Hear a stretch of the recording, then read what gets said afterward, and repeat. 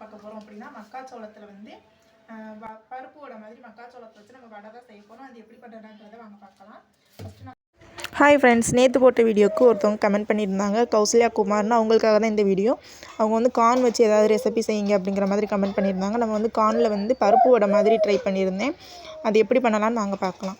சோளத்தை நல்லா அவிச்சிட்டு சோளத்தை உதிரி ஆக்கிட்டு மிக்சியில் போட்டு 1-2 பல்ஸாக மிக்சியில் 1-2 பல்ஸாக அரைச்சிட்டு அதை போட்டு அதில் வந்து அரிசி மாவு, கடலை மாவு, உப்பு, சோம்பு, வெங்காயத்தை குட்டி குட்டியாக கட் பண்ணிவிட்டு பச்சை மிளகாவை குட்டி குட்டியாக கட் பண்ணிவிட்டு எல்லாத்தையும் ஒன்றா போட்டு மிக்ஸ் பண்ணி வடைக்கு உருட்டுவோம்ல அந்த மாதிரி உருட்டி எண்ணெய் சூடாகவும் வடைக்கு தட்டுற மாதிரி தட்டி போட்டு பொரிஞ்சு நல்லா வடை பொரியும்ல, இந்த பக்கமும் சகப்பாக இருக்கணும் அந்த பக்கமும் சகப்பாக இருக்கும்ல, அந்த மாதிரி ரெட் கலரில் ஆனதுக்கப்புறம் அதை எடுத்து குழந்தைகளுக்கு கொடுத்தீங்கன்னா செம்ம டேஸ்ட்டாக இருந்துச்சு. நீங்கள் கண்டிப்பாக ட்ரை பண்ணி பாருங்கள்.